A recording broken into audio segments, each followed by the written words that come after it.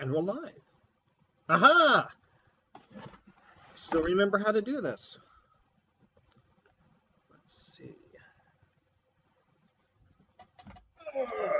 Check my phone, make sure I actually went live. That would be really embarrassing if I hadn't. There we go. I am live. Look at me go. Ooh, there's even 2 people watching, except one of those is me. So that doesn't count. Let's see. I should probably share this in a couple places.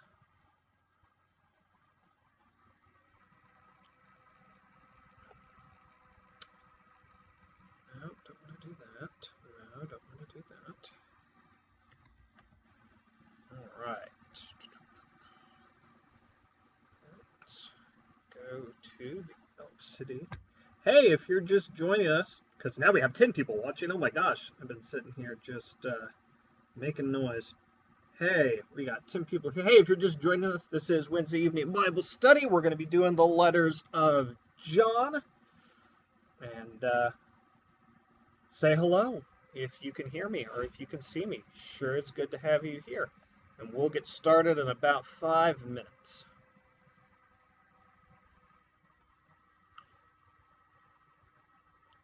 Let's make sure that I've got this. Boy, that is an ugly looking link. Oh well, that's how it goes.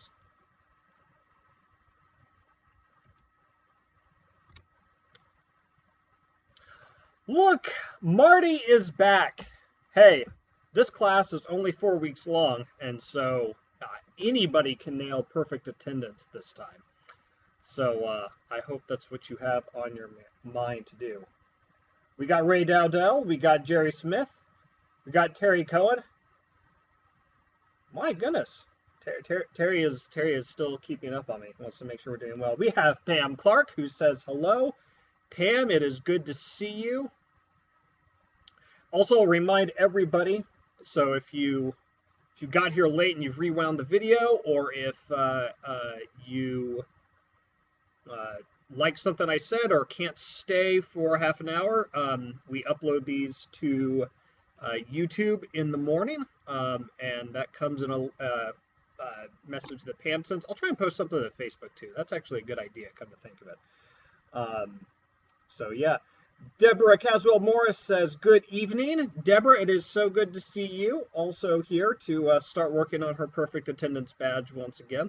And I know John Parrish is going to be here because he sent me a message earlier. It's 8 o'clock as I read this, so we probably I'm going to get started in about 3 minutes.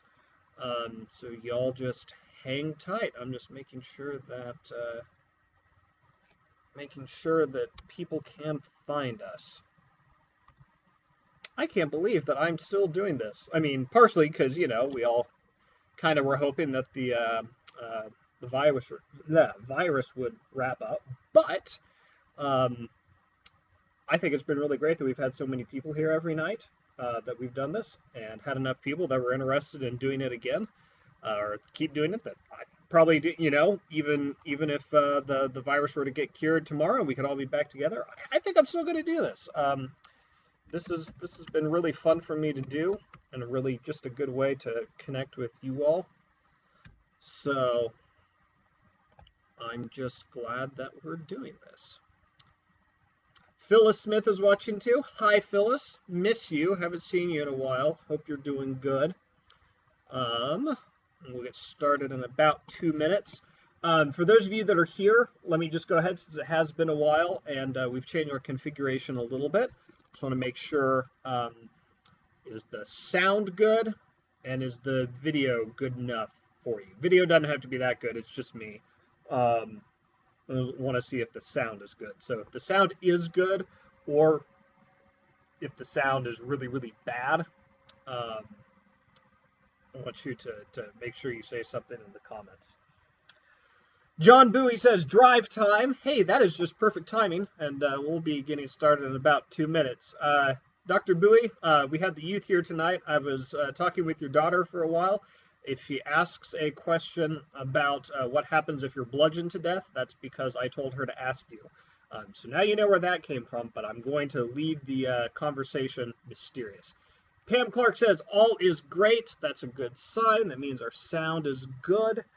That's how we want it. And we got 13 people watching. That's just about a record. We'll see how many are still watching at the end. We'll get started in about a minute. I think I have everything I need. Not going to use a whiteboard this time. I didn't end up using it that much anyway. I might use it later if I need to. So we'll see. All right, I'll get started in just a little bit here. All right.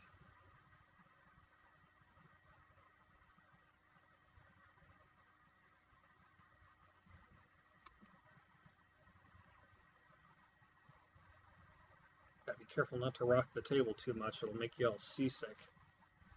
All right. Going to do this. This is to help me with the edit later on.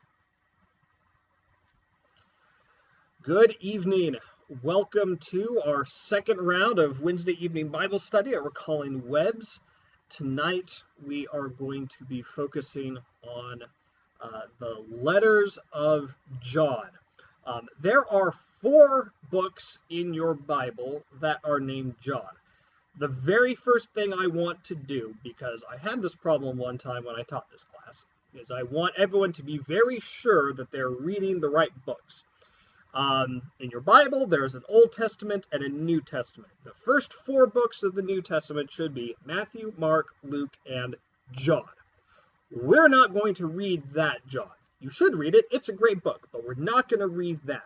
What you need to do is you need to turn almost to the end of your New Testament, and it'll say something like 1 John, 2 John, and 3 John. It might just say 1 John, 2 John, 3 John. It might say the first letter of John. If you have a really fancy Bible, it might say the first epistle of John. Whichever of these it says, that 1, 2, and 3 are 1st, 2nd, 3rd John. That's what this class is going to be about. And we're, of course, really going to be focusing on 1 John because it's by far the most long and the most comprehensive. So let's start a little bit by talking about John. Imagine, if you will, the church that your grandparents grew up in. Think about the stories that your grandparents might have told about going to church, or stories about your grandparents going their wedding, where they went to church. Is that building still around? Do they know any of those people? Is it the church that you grew up at, or did you grow up at a different church? What about stories they told about going to camp? What about stories they told about really good preachers, or really good worship services, or really weird things that happened in the church, or really fun things that happened in the church? And then thinking about the religion of your parents, if your parents or grandparents grew up Christian, what did they say was important? What do you think really affected them in the church where they grew up? Be thinking about that. You could say something in the comments if you wanted, if you're watching this live. But that is what we have to think about when we think about John, because these letters of John were probably written in or a little bit before the year 100. That means that Jesus had died and been raised around the year 30 or 33. And that means it's been 70 years since the time of Jesus, and the time of Peter, and the time of the crucifixion, and the time of the resurrection. It's been a couple of generations, and the church is beginning to spread out through the world. And also with that, the church is getting lots and lots of new people. If you've done any studying of the scripture, you probably know a little bit about Paul. Paul was a very, very important missionary for the church. He spread Christianity up. He went up from Israel. He went up into Turkey, even all the way over to Rome. He went all over the place. And he was starting churches and also sometimes meeting churches that had already started, went all over the place. And a lot of the letters in the second part of the New Testament, a lot of those letters are by Paul or were written in Paul's name or were written about Paul. John is not one of those. The letters of John are not one of those. The other thing that we need to know about John, first that it's, taking place or being written probably 70 years after Christ, we don't really know who wrote them. A lot of people, of course, in the hear that, well, John the Apostle wrote. Um, well, maybe. Probably more likely what has happened is that John the Apostle, the disciple that was with Jesus, or at least the disciple that became to be known as John, probably had a particular school. In modern times, you almost might call it a denomination. It's kind of like Paul was the Methodist and John is the Presbyterians, something like that. Kind of a different way of doing church, a different set of authorities, a different set of scriptures maybe that they found particularly important, a different set of not teachings exactly, but just how some people might really like modern worship music and some people might really like traditional worship music. You might kind of say that John, they liked more modern worship music, and Paul, they liked a little bit more traditional worship music.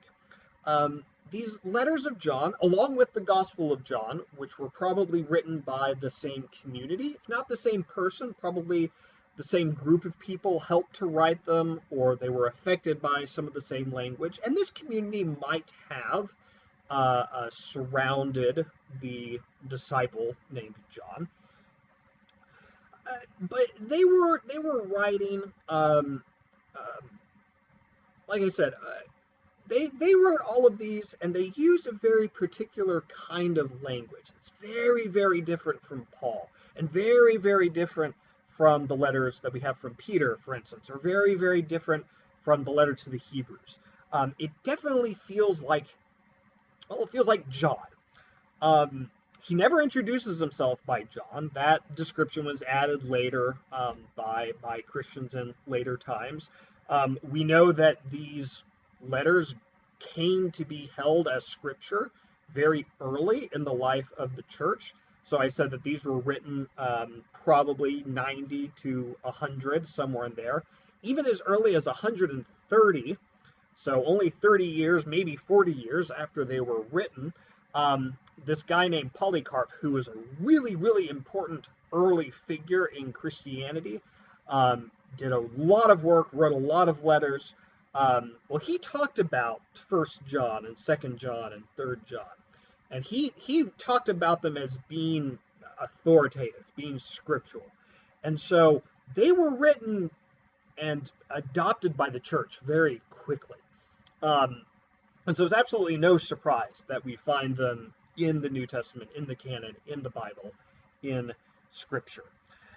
Um, the question that I want to ask you tonight to be thinking about is what kind of church was the church that produced these letters? And why were these letters written? What was important for the writing of the letters? Why did this happen? Um, and that's always a good thing whenever you're reading, especially in the New Testament, especially the letters. Always ask yourself, why was this written? Why did someone pick up a pen and write these particular words? What were they trying to do? What were they trying to get across? Um, and to do that, what we're actually going to do is we're going to start tonight by reading 2nd John and 3rd John.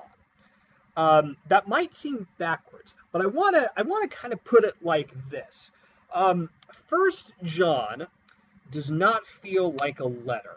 It doesn't start with the traditional greetings. It doesn't end with the traditional salutations. It doesn't feel at all like a letter. First John is a lot more like an essay or an encyclical, if you want to use some real technical language, almost like a sermon in written form. Um, and probably it was not written aimed at a particular place or a particular church. Second John and Third John were definitely written to a particular church at a particular time for a very particular reason. They are talking about very specific things. And one of the things you're going to realize as you read them is we don't know exactly what they were talking about. There are names mentioned that are never mentioned ever again, and we may not have anything to learn about them ever. Um, that makes them very useful to us, though, because we get to read these two letters and say, what was going on in the mind of the authors? What was going on in the life of this John church? What were they struggling with? And it's interesting to think about what was the church struggling with 70 years after Jesus, two generations, getting close to three generations later.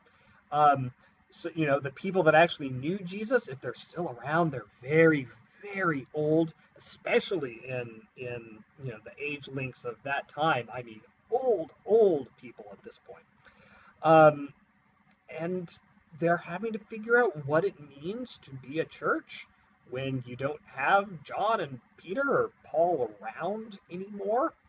Um, and as we're going to see, it's becoming very clear that it's getting harder and harder to keep the message of the gospel pure and keep it safe from kind of degenerating and changing.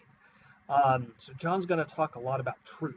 He's going to talk a lot about holding to the teachings that you've always been taught. Okay, I think that's everything I want to say for introduction. I haven't been looking at my notes, so let me double check and see if there was anything else that I wanted to see. But what I really want you to do is we're going to read 2nd and 3rd John tonight, and I'll stop and comment along the way. I mean, between them, it's only 18 verses. It's only a few hundred words, so nothing we can't do. And I want you to be imagining what is the church going through that is causing these two letters to, be stapled onto the back of First John. That's what I was going to say earlier, and I got off topic, is that what these two really are kind of like they're personal letters that are attached to the more general letter. It's sort of like when you get a Christmas card, and it's a postcard, and it says, season's greetings from the Smiths, but then the Smiths have, written you a letter on the back that, hey, we know you're interested in what's happening with the family and this kid that's gone to college, and so we just want to write a little bit. That's what 2nd and 3rd are. They're like the writing on the back, or the writing that gets stapled to a particular church. Helps us think about what sort of church it was and what was going on. Also, once we get over to 1st John, one last thing. Those of you that were with me for the minor prophets, we'll have to get some of those juices flowing again because he engages in some of the same types of language. So there is a connection between John and the prophets, what we already did, but we'll get to that later. All right. So remember, starting with 2nd John, 2 John. And it's so short that it doesn't even have chapters. It just has verses. So, verse 1. The elder to the elect lady and her children, whom I love in the truth, and not only I, but also all who know the truth, because of the truth that abides in us and will be with us forever. All right? Let's pause and take stock. What do we know? First, the person that's writing this is calling themselves the elder. That would be presbyter in Greek. It's actually where we get the word Presbyterian. I don't know who that is. That's all he calls himself. Does that mean he's an old man, like literally an elder? Or does that mean that he's an elder kind of like how that's what Scott and I are called in the church. We're members of the orders of elders, even though I am not an old man. They still call me an elder. So, what kind of elder is he? Either way, it seems like whoever wrote it thought that the person who received it would know who they were. And so, if they didn't feel like he needed to say his name in order for him to have authority, then we don't need to worry about who it was. He was just clearly somebody with authority. He's writing to the elect lady and her children. You might think this is a family, but already we're seeing feminine language being used to describe the church. Partially that's just because there's often this image of the church as the bride of Christ.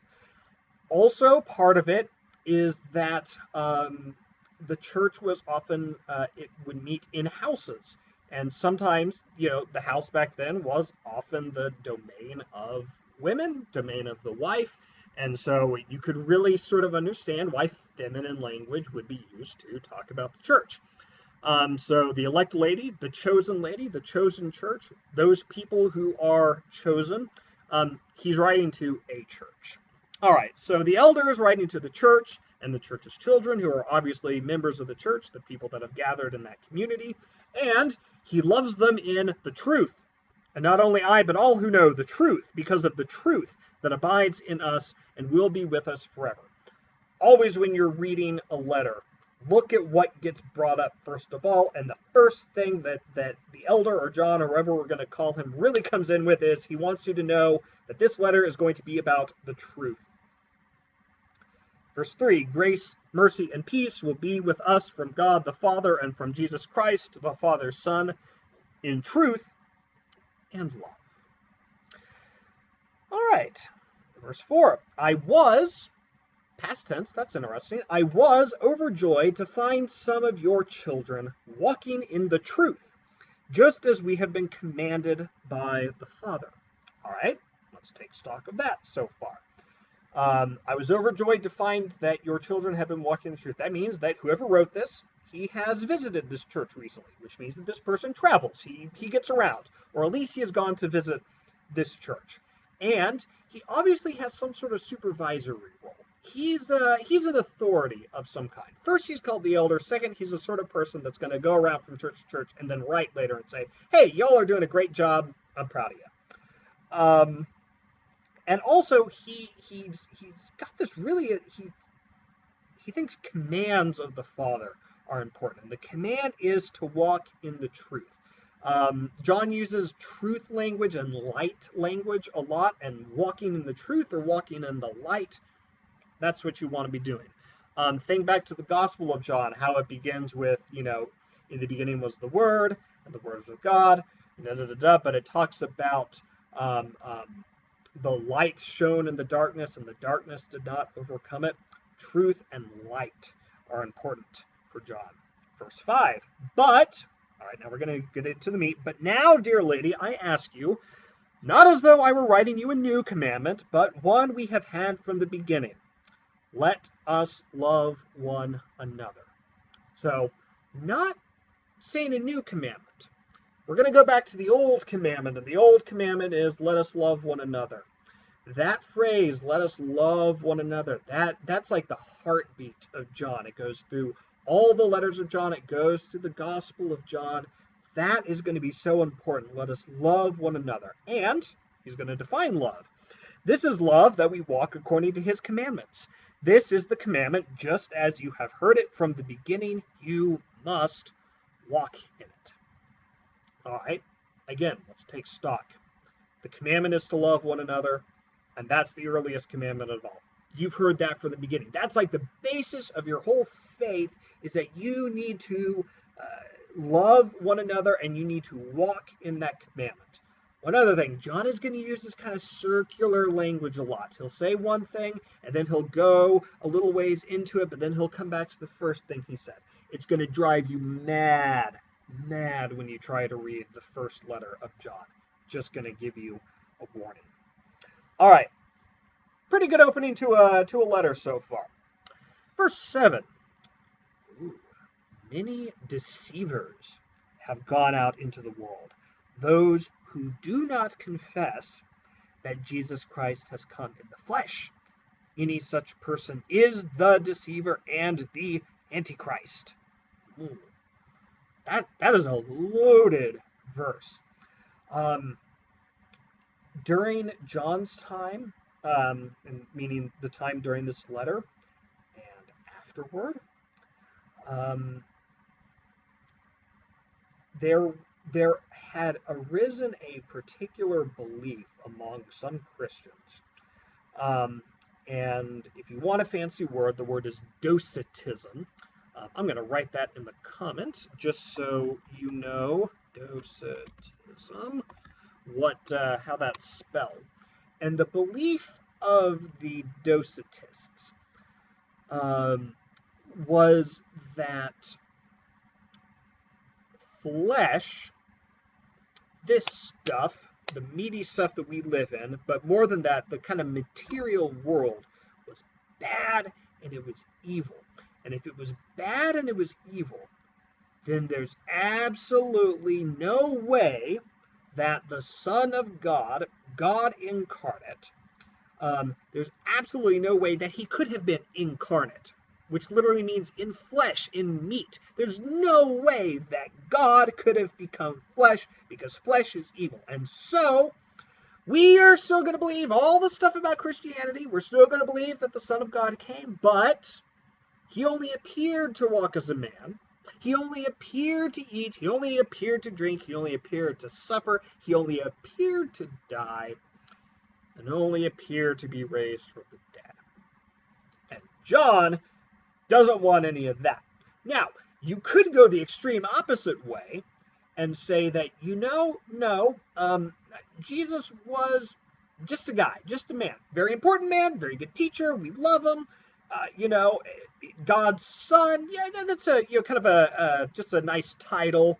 You know, and that's the other side of this is that Jesus is just sort of a good guy. Paul spends a lot of time warning against that. So what we have here is this important middle ground that Jesus is definitely God, is definitely the Son of the Father, but don't you dare think for just 1 second that doesn't mean that Jesus has come or Jesus has not come in the flesh, because Jesus absolutely has come in the flesh. What we have here is really early theology. Jesus didn't spend a whole lot of time saying, well, I'm fully human and fully divine. I'm this, I'm that. Jesus didn't spend a whole lot of time talking about himself. And what you have is an early church trying to understand what it is that they believe. And they've settled on this. They've said, this is what makes the most sense. This is what rings true in our soul. This is what has sustained the church for so long. And now there are some people that are putting that in danger because they're going out and saying, nah, Jesus hasn't really come in the flesh. Any person that says that, says John, is Antichrist and is a deceiver. We'll talk a little bit more about that expression Antichrist in later weeks, but don't get too carried away with it. That's the main thing I want to say. Verse 8, be on your guard so that you do not lose what we have worked for, but may receive a full reward. This is one of those places where the translation is a little bit hard. There are just a lot of pronouns floating around, and Greek isn't as good with syntax and putting the words in the right order. You change the word order in English and you can mean something totally different, or you could mean nonsense. But in Greek, it was just kind of assumed that you could figure it out. Well, you get pronouns floating around. It's really hard. So when it says, but may receive a full reward, it might just be like, don't lose what we've worked so hard for. We've worked hard to get the church to where it is. We've worked hard to spread around the world. And now we have a threat to that, because we have people that are teaching something else. And if we get disunified or they teach this, things are going to go wrong. Things are going to get bad. Everyone who does not abide in the teaching of Christ but goes beyond it does not have God. Whoever abides in the teaching has both the Father and the Son. In verse 9, at the beginning there, where it says, everyone who does not abide in the teaching of Christ, better translation there is probably teaching about Christ. Everyone who does not abide in this teaching of Christ, and that teaching is that Jesus Christ has come in the flesh. And John is, I mean, he's hitting it here. It's like, if you don't believe this, if you don't carry this faith, if you're telling something else, you basically don't have Christianity.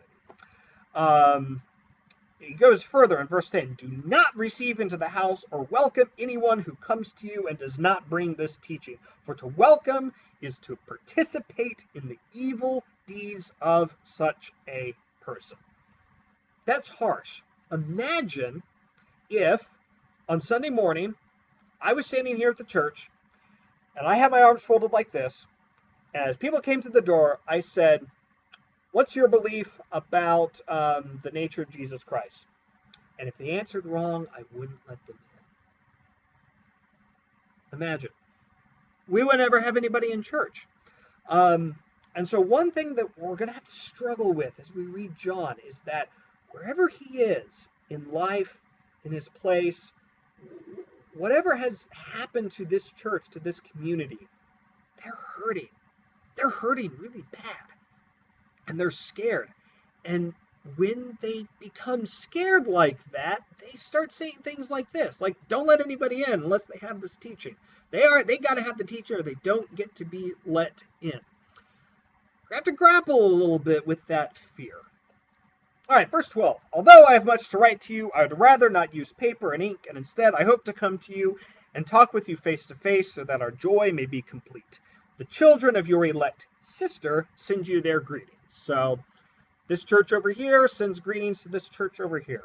This is one thing I wish churches still did. I wish we still just like wrote each other letters. I think that would be so super cool if we just picked a church that we loved. I mean, maybe another Methodist church, or, I think even better, like a non-Methodist church, and we just said, you're our sister church now. We're just going to write you a letter and say, you know what?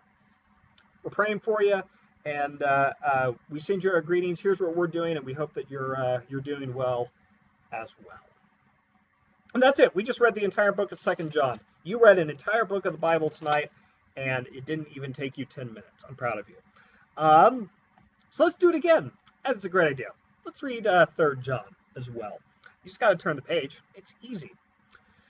All right. So 2 John is written to a church. So kind of imagine, again, I sort of joked and said the John churches could be kind of like a denomination. And so they're, they got lots of different John churches. They're writing letters all the time. And the second letter of John is written to a particular church, while the first letter of John is written to all the churches. The third letter of John is written to a specific person. And his name is Gaius. And that's now everything you know and everything I know about Gaius. Verse 1. The elder to the beloved Gaius, whom I love in the truth.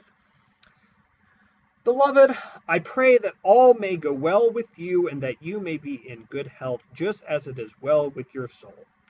I was overjoyed when some of the friends arrived and testified to your faithfulness to the truth, namely how you walk in the truth. I have no greater joy than this, to hear that my children are walking in the truth. So obviously what's happening here, I shouldn't say obviously, but what I feel is happening here is that this elder feels a sort of paternal need, paternal feeling for this church. He might have helped to start it. He might have sent the people that started it. He kind of feels like they're his responsibility, and obviously Gaius has some sort of authority. They didn't have priests and pastors exactly back then, but he might have kind of been that. He was the leader of this particular community. And verse 5, Beloved, you do faithfully whatever you do for the friends, even though they are strangers to you. The friends obviously carries some kind of meaning to it. You can almost imagine it with a capital letter. Who are the friends? Which friends? What are we talking about? Well, we're going to find out. Verse 6. They have testified to your love before the church. You will do well to send them on in a manner worthy of God. Send them on. Interesting. Verse 7, for they began their journey for the sake of Christ, accepting no support from non-believers. Therefore, we ought to support such people so that we may become co-workers with the truth. John is doing what every church has done since the beginning of time. He's asking for money. It's got to happen. Not money exactly, but asking for support, for material goods. Obviously, the friends are like missionaries. They're people that are out spreading the word. They're out there starting new churches and new communities, and they are on their way or living with or have recently been to somewhere around the church that Gaius is the elder of, and our elder, the author of John, is saying, hey, I think it'd be good for you to support them. Because actually, when you support them, you become their co-worker. And so the work that they do is also the work that you do. So you understand that, right? You should support them. I love this letter because more than anything else, I feel like I've just jumped into the life of what it was like to be a first century church. And it's so much like being part of a 21st century church. You talk to somebody and say, hey, can I get a little support for this project that I'm working on? We have a mission thing going here. Or this is our service project or something. The church has just been doing a lot of the same stuff since the beginning. And now we're going to hear about two fellows. Verse 9, I have written something to the church. Mysterious. What has he written? But Diotrephes, who likes to put himself first, does not acknowledge our authority. So if I come, I will call attention to what he is doing in spreading false charges against us. Not content with these charges, he refuses to welcome the friends, and even prevents those who want to do so and expels them from the church. All right, this is Pastor Ben's not very well supported, kind of made up theory, but it's really caught me today. Verse 9 says, I have written something to the church. I think maybe that's that's Second John. Um, and Third John is literally, again, it's stapled. And so he says, all right, I got a letter for Gaius. So, and he's sending the friends. Right? He's like, all right, send this to Gaius. Read this to the whole church. And then, yes, First John, he says, and then this is something that I'm sending to all the churches because it's really important information. And so he's writing to Gaius and he's saying, I've sent something here in Second John. I'm saying something to the church, and it's really important that they stay in faith and that they keep to their old commandments. I guess Diotrephes is one of those that's spreading things around. And so in Second John, when you read about the deceiver and the Antichrist, apparently it's Diotrephes. It's just so weird to think about it. We've just been brought into the drama of this first century church, and it feels so much like being in a modern church. Verse 11, beloved, do not imitate what is evil, but imitate what is good. Whoever does good is from God. Whoever does evil has not seen God. Pretty good standard. Feels a lot like who to let in the church, who not to let in the church from the second letter. Everyone has testified favorably about Demetrius, and so has the truth itself. We also testify for him, and you know that our testimony is true. Is Demetrius one of the friends? Is he another teacher in the church? Is he just some really swell guy who's done a good job? I don't know. You know as much as I do. Verse 13, I have much to write to you, but I would rather not write with pen and ink. Instead, I hope to see you soon, and we will talk together face to face. Peace to you. The friends send you their greetings. Greet the friends there, each by name. And that's it. You've read 2 books of the Bible tonight, and it didn't even take you 20 minutes, and you didn't even have to get up from your seat. So, keep this framework in your mind. Keep this story in your mind that we've kind of put together tonight. Review a little bit. There are new teachings, and these teachings are bad. They're teachings about how Jesus hasn't actually come in the flesh, and they threaten to just kind of undo everything that's worked. There are people that are out there that are spreading this, and that is just bad news. And apparently his name might be Diotrephes. And you should love one another and you should support one another. Those are all pretty good lessons. I also really want to emphasize this is a church in pain. This is a church that's scared. When you read First John, and as we read it together over the coming weeks, you're gonna feel that pain a little bit. There are gonna be times where you're gonna read a message and you're gonna say, I have a hard time feeling that on my soul. That just doesn't feel like something that we should do as a loving, good church group. Um, and it really helps to remember that this church was worried, and this church was feeling like they were under attack. Um, you can experience the same thing, by the way, if you read the Gospel of John as well. Um, all right. Well, that's all I have for tonight. I'm gonna stick around for a few minutes, read some of the comments that people have sent. Be curious if you all have any questions. We will for next week. Let me double check. We are going to be reading through in First John. We'll be reading through chapter 2, verse 14. That'll be the last one that we'll read together. So that's about the first third of the book. And we'll do this every Wednesday in November. Um, there's a slight possibility because I'll be on the road home to visit my family. There's a slight possibility that on Wednesday on the last Wednesday it might actually just be pre-recorded. I'm hoping not though. I'm hoping probably I'll just set up at my folks' house in Tulsa and we'll just continue on like normal. So we'll see. Um, so yeah, just gonna hang around. If anyone has any questions or has any further discussion, um, and if not, grace and peace to you all, and I'll see you later. But let's see what we have written. All right. My friend Mike James says, "Shout out to Dennis. Long-standing inside joke between us. Don't you worry about it." John Parrish says, "Hello, everyone." John Parrish is now working on his second perfect attendance badge. Very proud of him. And earlier on, I missed Gwen Pasby saying, "Good evening, sir. Praying for you." And Gwen, you didn't need to say that you were praying for me. I know you, Gwen, and I know that you're praying for me. And I appreciate that about you very, very, very much. Let's see. We'll just hang out for a little bit, see if we get any questions that come in. Let's see. Oh, sometimes on my phone it tells me people who are watching that I don't get when I'm looking at my computer screen. Scott Rogers was watching, checking up on me, making sure I'm doing a good job. Wayne A. Walters is watching. It could also be Sean. Wayne, Sean and Wayne or Sean. Good to see you. Kind of Lauren Krause watching, checking in. Always good to see. So good to see so many people tuning in on a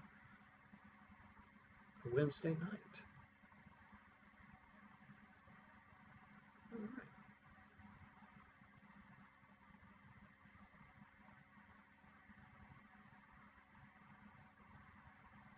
Anyone who comes in and is just looking at the comments, they're going to be very confused by the fact that I just have the word docetism written. They're going to go, what the heck is that? All right. Not seeing any comments or questions come in.